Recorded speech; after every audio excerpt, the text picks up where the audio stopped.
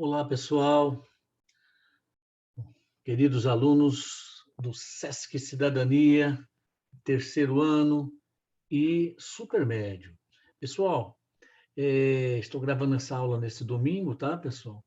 E imediatamente eu irei estar postando na plataforma, ok? Se eu vou pedir tarefa dessa aula, possivelmente sim, na próxima tarefa, tá? Por conta do conteúdo. Praticamente vai ser só um conteúdo hoje, né? Geralmente eu trabalho matemática mundo e uma matemática Brasil, né? No caso hoje, como o tema é um pouquinho mais extenso, eu vou ficar só com a temática Brasil, ok? Tranquilo? Então vamos iniciar o compartilhamento. O que temos para hoje, tá? Vamos que vamos.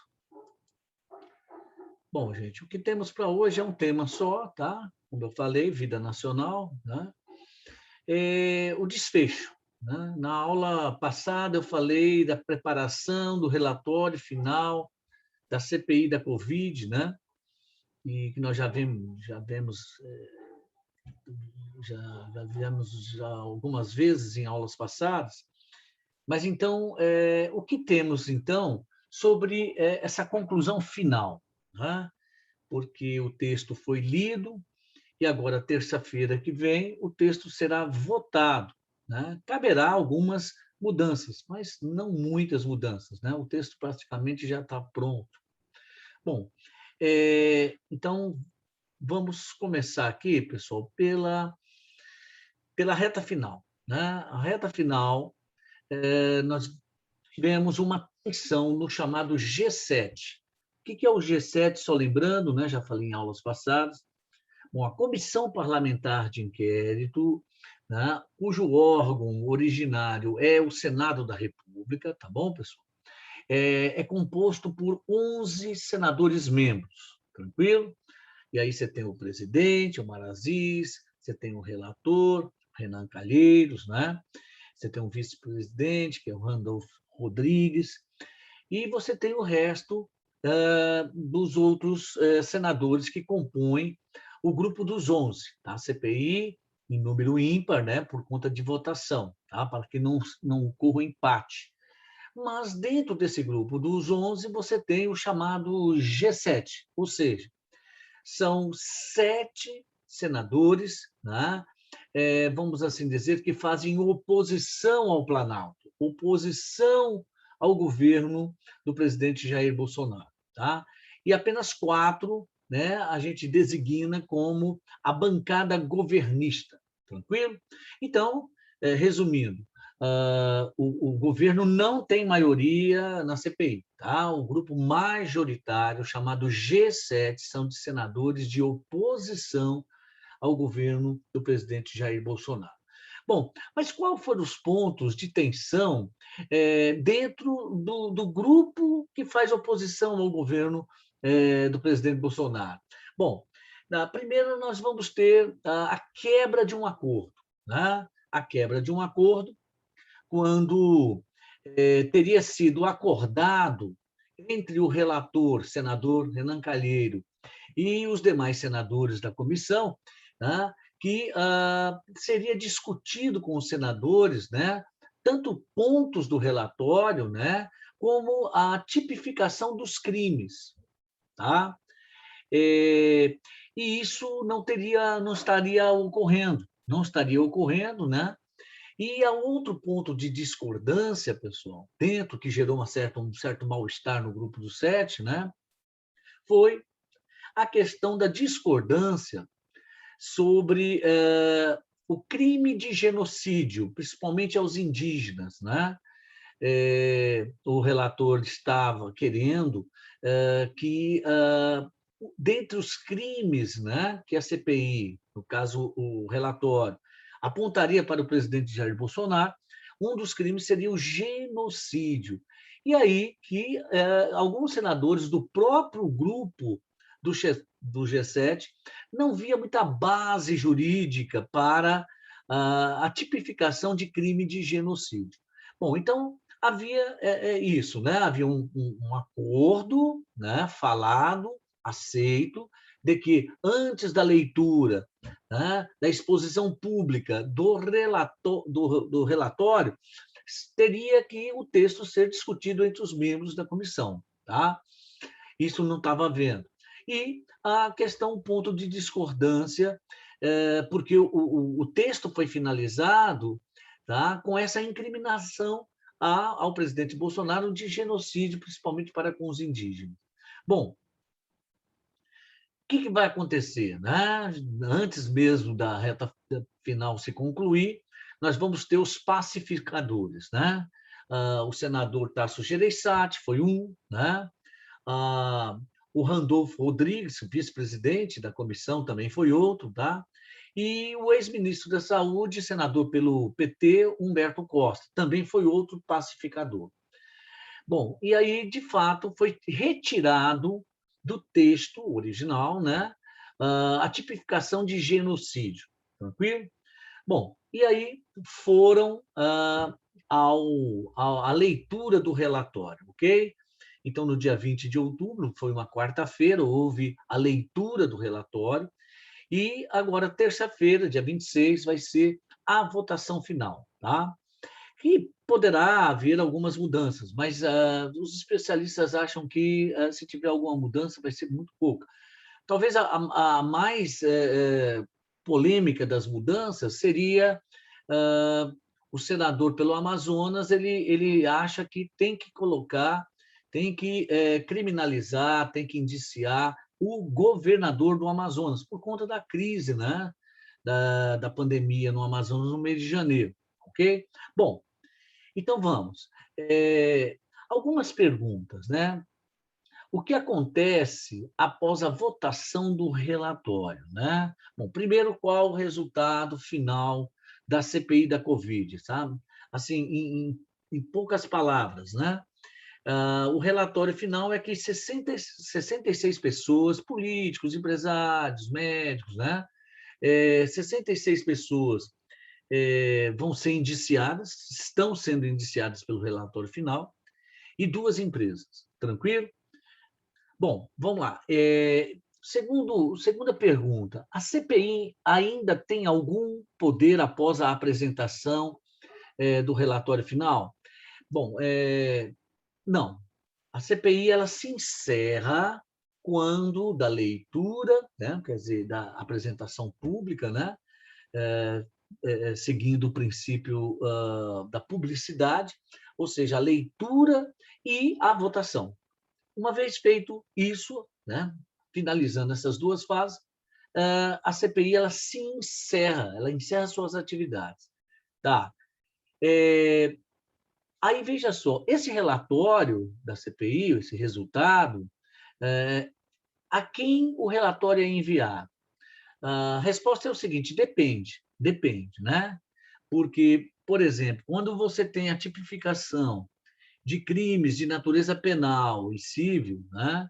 Aí cabe ao Ministério Público, é enviado ao Ministério Público, e o Ministério Público vai tomar as providências, né?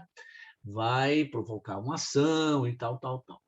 E agora, se for caso, né, que envolva autoridades com foro privilegiado, né, como deputados, senadores, o próprio presidente da República, aí o relatório é endereçado à PGR, a Procuradoria-Geral da República.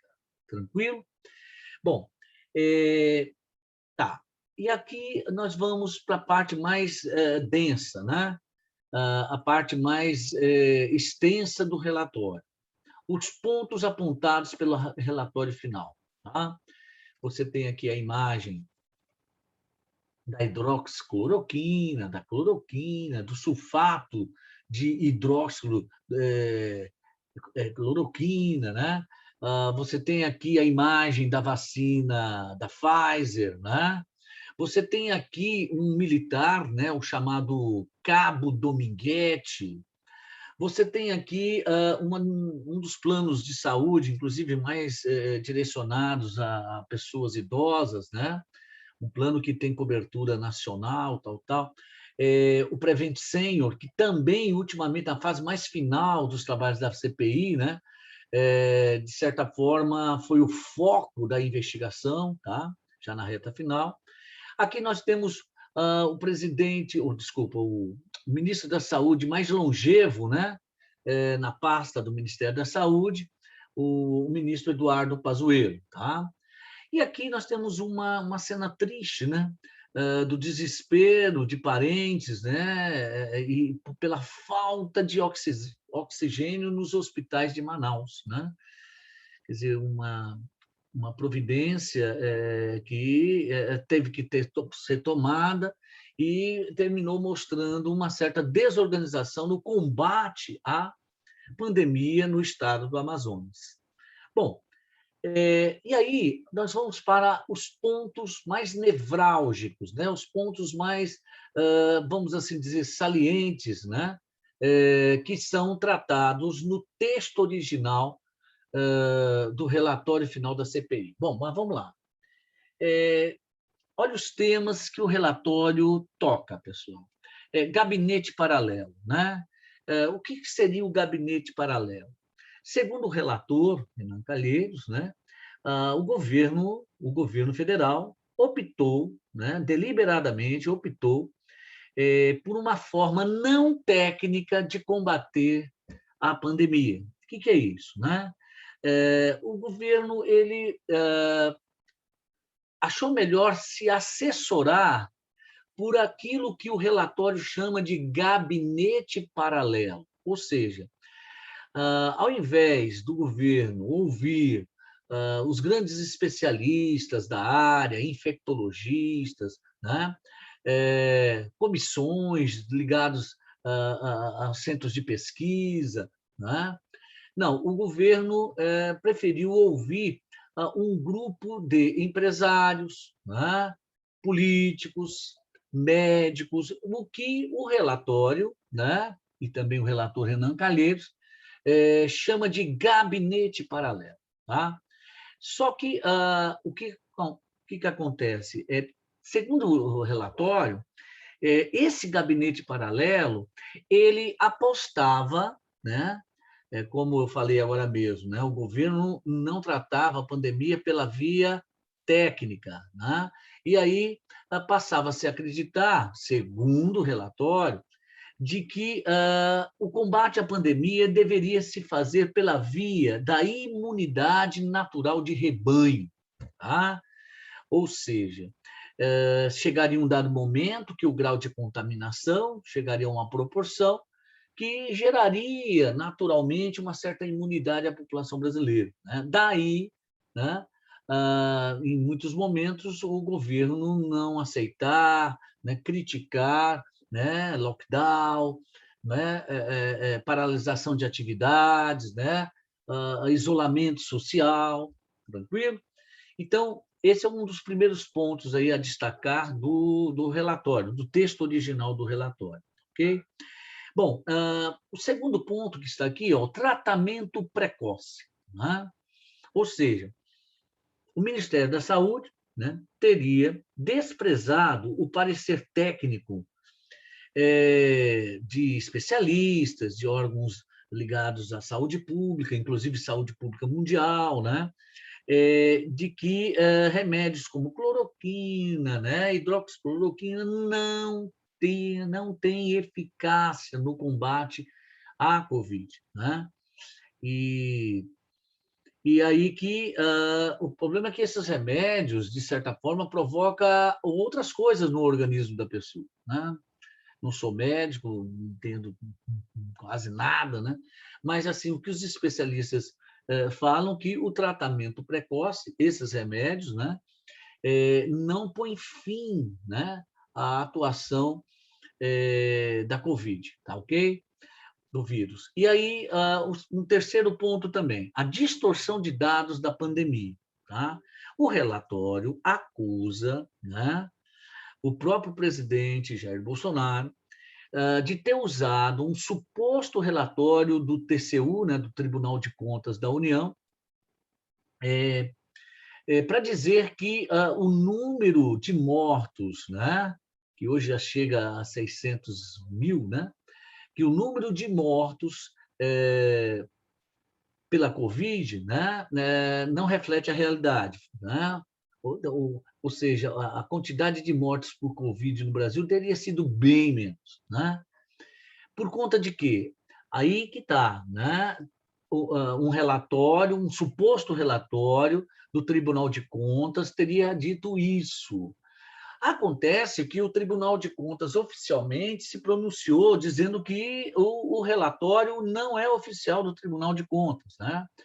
E aí a CPI foi investigar, né, um funcionário do Tribunal de Contas, que, na verdade, ele foi uma coisa mais pessoal e tal. Houve também alterações, né, no primeiro documento, enfim, né? Isso está levando o relatório, né, e o relator a, a apontar, né, como uma espécie de crime mesmo, né, a distorção de dados da pandemia. Tranquilo? O outro ponto é a recusa e atraso na aquisição de vacinas. O relatório também, tá, diz que houve uma recusa, de forma até intencional, pelo governo, uma recusa em não comprar, no primeiro momento, as grandes vacinas, principalmente a Pfizer, né, que foi uma das primeiras que foi ofertada, né? Então, teria um governo ignorado, né, cerca de 10 e-mails da Pfizer, onde ela insistia, né, em querer vender a vacina para o Brasil, né? Teria lá uma explicação de que o Brasil seria a porta de entrada da venda da Pfizer, da vacina pela América Latina, etc, etc. E o governo brasileiro, né, não respondia aos e-mails.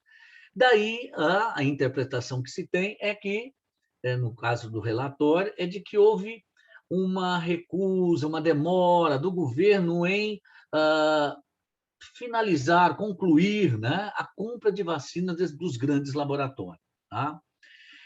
Bom, o que nós temos aqui? Ah, tá. Negociação de vacinas em mercado paralelo. Tá? Ultimamente, já da metade para frente dos trabalhos da CPI,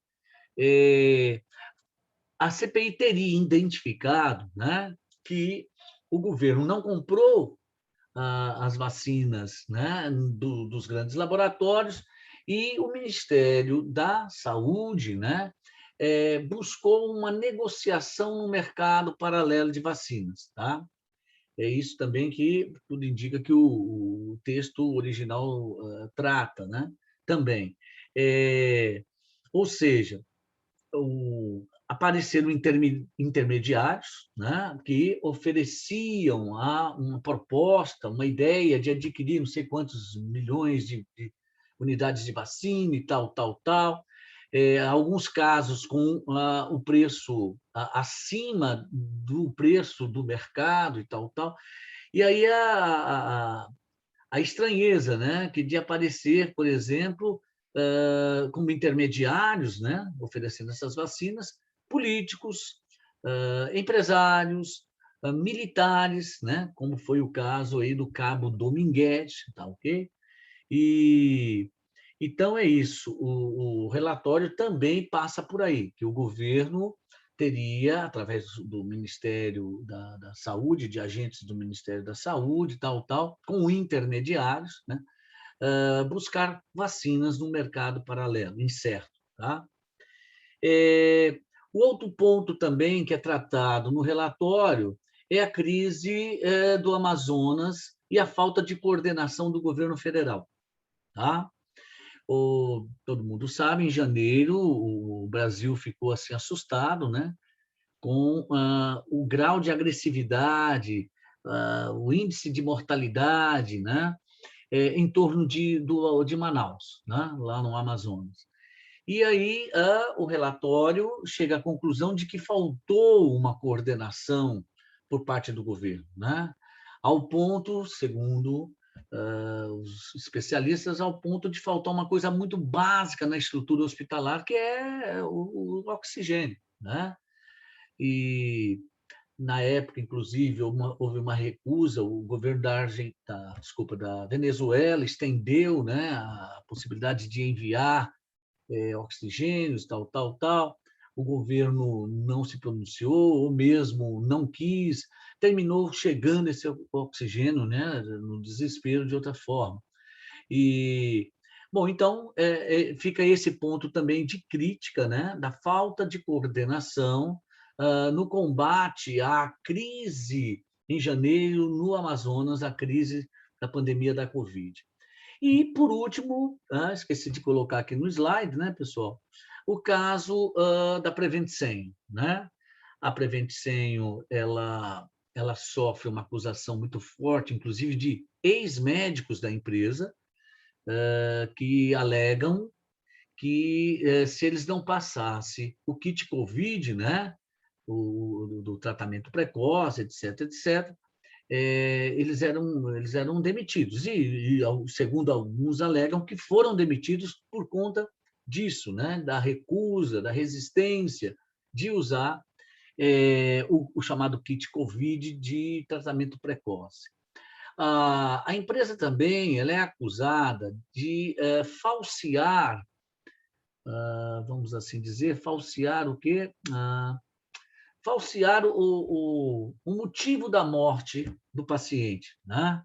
Ao invés de Covid, alterava-se lembrei da palavra, prontuário, né? Alterava-se ali o prontuário médico, tal, tal, resultando, né, na informação de que a morte, né, a causa mortes, não foi em decorrência da Covid, e sim de uma outra patologia, tá? Isso também é ponto da acusação, tá? A questão também de testes clínicos, né? Teria os hospitais ligados a essa empresa, Prevent Sen, feito testes, vamos assim dizer, usando esses remédios de não eficácia com a Covid, e, e aí que, sem consultar comitês éticos, especialistas, né?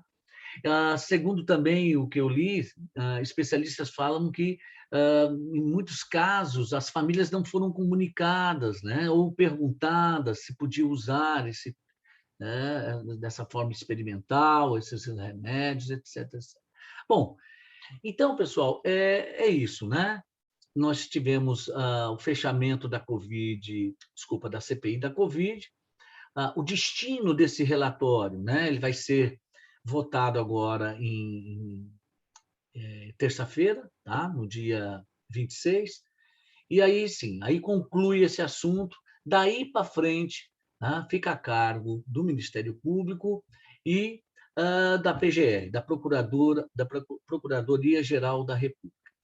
Fiquemos por aqui, tá? Agradeço mais uma vez a atenção. E possivelmente na tarefinha que a gente pede aí, pessoal, né? Semana que vem, não na outra, eu vou colocar uma ou duas questões sobre esse assunto e um outro da semana que vem. Ok? Um abraço a todos e por hoje só isso. Um abraço.